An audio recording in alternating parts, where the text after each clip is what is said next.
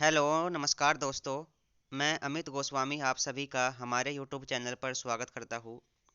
Railway assistant loco pilot 2024 का जो आपका एग्ज़ाम होना है, उसके लिए जीके और करंट अफेयर के ऐसे प्रश्न जो आपके एग्ज़ाम में बिल्कुल पूछे जाएंगे, जो तैयार किए गए हैं 2018 के एग्ज़ाम को देखते हुए, जिसमें जो आपका एग्ज़ाम होगा, साइंस और करंट अफेयर के ज़्यादा प्रश्न रहेंगे। आपका जो हिस्ट्री, पॉलिटी या इकोनॉमिक्स होता है, वहाँ से काफ़ी कम प्रश्न रहते हैं। तो उसी के आधार पर ये सीरीज रहेगी आपकी, जिसमें आपके एग्ज़ाम तक सीबीटी वन का अ, बहुत ही अच्छे अच्छे और चुने गए महत्वपूर्ण प्रश्न आपको कवर कराए जाएंगे। तो चलिए स्टार्ट करते हैं। पहला प्रश्न है, जनगणना के किन वर्षों को भारतीय इतिहास में ग्रेट डिवाइड के रूप में जाना जाता है? तो ये है 1921। और जो 2018 में आपके एग्ज़ाम हुए थे असिस्टेंट लोको पायलट के, तो वो जो हमारी शिफ्ट थी, शिफ्ट वाइज किस शिफ्ट में कौन से क्वेश्चन पूछे गए थे, वो भी मैं कवर कर रहा हूँ अपने ही चैनल पर, तो उसको भी आप जा कर के देख सकते हैं। और ये संभावित प्रश्न है 2024 के लिए। तो यदि आपको प्रीवियस ईयर 2018 के देखने हैं तो वो भी आप देख सकते हैं। और यदि आपको उनको नहीं देखना है और आपको 2024 के लिए ये जो संभावित प्रश्न है वो देखने हैं, तो आप इन वीडियोज़ में मेरे साथ बने रहिएगा। तो 2021 को ग्रेट डिवाइड के रूप 1921 को ग्रेट डिवाइड के रूप में जाना जाता है। अगर हम भारत की जनगणना की बात करें, तो गवर्नर जनरल लॉर्ड मेयो के शासनकाल में भारत में पहली बार जनगणना हुई थी। और जो ये परमानेंट की गई थी वो की गई थी 1881 में। आगे की बात करते हैं, तुलबुल परियोजना किस नदी पर स्थित है? तो तुलबुल परियोजना ये झेलम नदी पर स्थित है। और ये तुलबुल परियोजना एक नेविगेशन लॉक कम कंट्रोल संरचना है, ठीक है, जो वोलर झील के पास स्थित है। और जो ये वोलर झील है, ये भारत की सबसे बड़ी मीठे पानी की झील है। कैंचवे किस अंग से अपना श्वास लेते हैं? तो अगर हम कैंचवे की बात करें, कैंचवे अपना जो श्वास लेते हैं वो अपनी त्वचा के द्वारा लेते हैं। अगर उनकी त्वचा सूख जाती है तो दम घुटने से उनकी मृत्यु हो जाती है। कई बार आपका मछली का आता है, तो मछली जो है जल के अंदर श्वास के लिए एक विशेष श्वसन अंग का प्रयोग करती है, जिसे क्लोम कहा जाता है, ठीक है। गोरैया जो है फेफड़े के द्वारा श्वास लेती है। और जो तितलियां होती है, उनका श्वसन अंग श्वास रंध्र होता है। बंगाल विभाजन के लिए कौन जिम्मेदार था? तो अगर हम बंगाल विभाजन की बात करें तो लॉर्ड कर्जन इसके लिए जिम्मेदार था। बंगाल विभाजन 1905 में हुआ था, 19 जुलाई 1905। और अगर हम बात करें इसको लागू कब कर दिया गया था, तो 16 अक्टूबर 1905 को इसको लागू कर दिया गया था। और ये जो लॉर्ड कर्जन थे, उस समय वायसराय थे। बंगाल विभाजन को समाप्त किया गया था 1911 में लॉर्ड हार्डिंग द्वितीय के द्वारा। मास और मार्केंसिया किसके अंतर्गत आते हैं? तो ये ब्रायोफाइटा के अंतर्गत आते हैं, ठीक है। ब्रायोफाइटा के अंतर्गत आते हैं मांस और मार्केंसिया। जीवों के किस समूह का शरीर गोलाकार और अनुदैर्ध्य मांसपेशी फाइबर दोनों से बनी होती है? तो ये होता है एनेलिडा।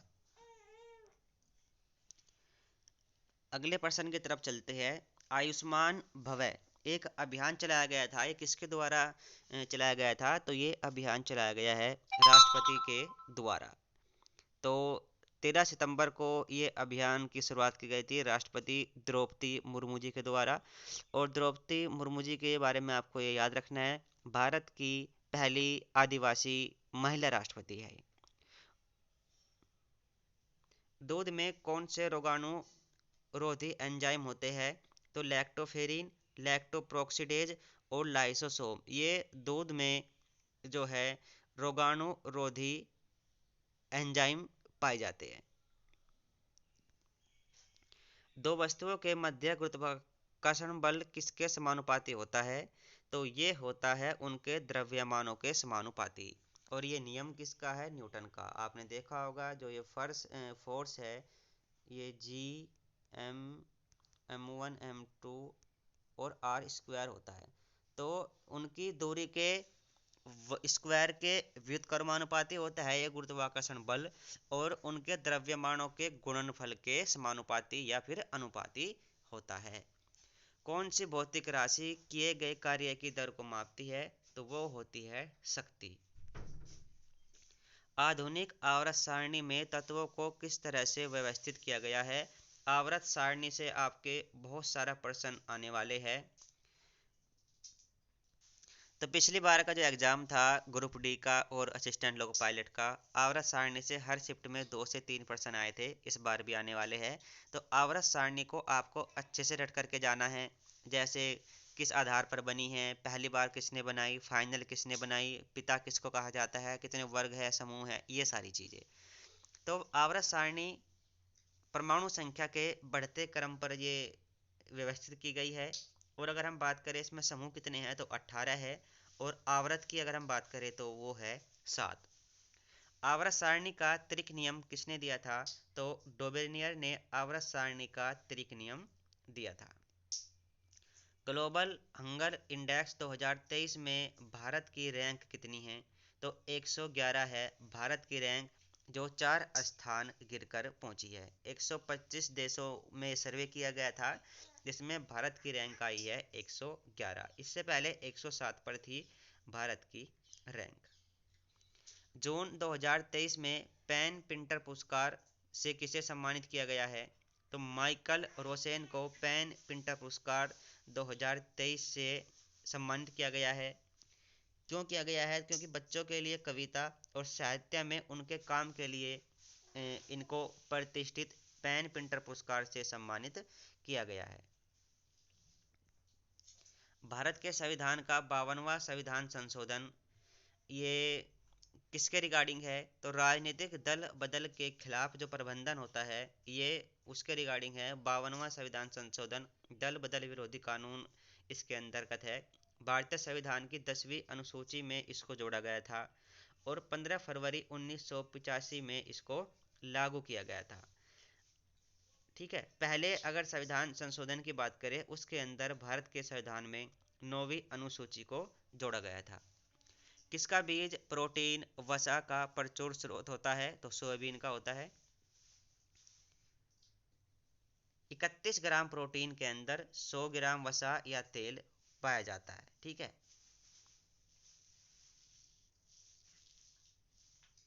नवीनकरणीय ऊर्जा का प्रमुख स्रोत कौन कौन से है? तो नवीनकरणीय ऊर्जा के अंतर्गत आते हैं सौर ऊर्जा, पवन ऊर्जा, भूतापीय ऊर्जा, जल विद्युत ऊर्जा, अपशिष्ट और ज्वारीय ऊर्जा। ये नवीनकरणीय ऊर्जा के प्रमुख स्रोत है। ठीक है, इसको स्वच्छ ऊर्जा के रूप में भी जाना जाता है। पंच जगत वर्गीकरण किसके द्वारा किया गया था? R.H. विटकर के द्वारा पंच जगत वर्गीकरण किया गया था। एक आपका आता है द्विनाम पद्धति, और एक आता है आपका पांच जगत वर्गीकरण। तो द्विनाम पद्धति लीनियस के द्वारा, और ये पांच जगत वर्गीकरण R.H. विटकर के द्वारा। कौन कौन से पांच जगत थे ये? एक तो था मोनेरा, दूसरा था प्रोटिस्टा, तीसरा था कवक, चौथा प्लांटी, और पांचवा एलिमेनिया। तो ये पांच जगत वर्गीकरण किया गया था R.H. विटकर के द्वारा। किस भौतिक विज्ञान ने उत्प्लावन बल की व्याख्या की? तो ये थे आर्किमिडीज। आर्किमिडीज ने उत्प्लावन बल का सिद्धांत दिया था, जिसमें इन्होंने कहा था यदि कोई वस्तु आंशिक रूप से या पूरी तरह से किसी द्रव में डुबो जाती है, तो उस पर एक उत्प्लावक बल ऊपर की दिशा में लगता है, जो उस वस्तु द्वारा विस्थापित द्रव के भार के बराबर होता है। भारत के राष्ट्रीय पक्षी का नाम क्या है? तो पैवोक्रिस्टेटस, ये भारत के राष्ट्रीय पक्षी का नाम है। तो ये है इसका वैज्ञानिक नाम। बाकी भारत के राष्ट्रीय पक्षी का नाम क्या है? मोर। जुलाई 2023 में किस भारतीय क्लब ने स्वीडन में गोथिया कप जीतकर इतिहास रच दिया है? तो ये रचा है मिनर्वा अकेडमी।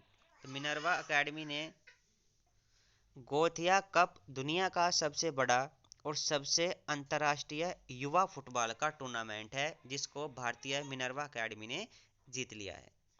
कार्बन का मुक्त रूप कौन सा है? तो हीरा और ग्रेफाइट, ये कार्बन के मुक्त रूप है।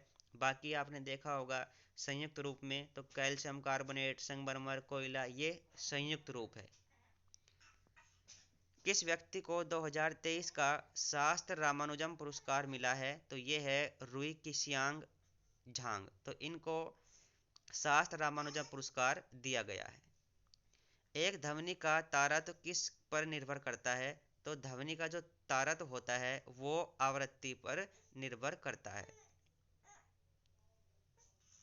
आगे की अगर हम बात करें, उच्च आवृत्ति अगर होगी तो उसका उच्च तारत्व होगा, यानी कि ये इसके समानुपाती होता है। तो उच्च आवृत्ति उच्च तारत्व। एक सामान्य मनुष्य में कितने लिंग गुणसूत्र होते हैं? तो 2 लिंग गुणसूत्र होते हैं। अगर हम मनुष्य में बात करें, आमतौर पर 46 गुणसूत्र या 23 जोड़े गुणसूत्र इसमें पाए जाते हैं। 22 तो समान रहते हैं, बाकी जो 23वां युग्म होता है वो डिफरेंट डिफरेंट रहता है। अगर हम बात करें मेल की, तो ये आपका एक्स वाई रहता है, और फीमेल में आपका एक्स और एक्स ही रहता है। विद्युत क्षेत्र की तीव्रता किस प्रकार की राशि है? तो ये एक सदिश राशि है। तो यहाँ पर हमने किसी एक शिफ्ट के महत्वपूर्ण प्रश्न कवर की है, 26 प्रश्न है।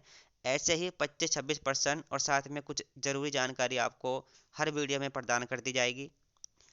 और 2018 में जो एग्ज़ाम हुआ था एएलपी का, वे क्वेश्चंस भी बिल्कुल शिफ्ट वाइज आपको प्रोवाइड कराए जाएंगे। फिलहाल इस वीडियो में इतना ही। अगर कोई आपकी क्वेरी है तो आप कमेंट करके पूछ सकते हैं। Thank you.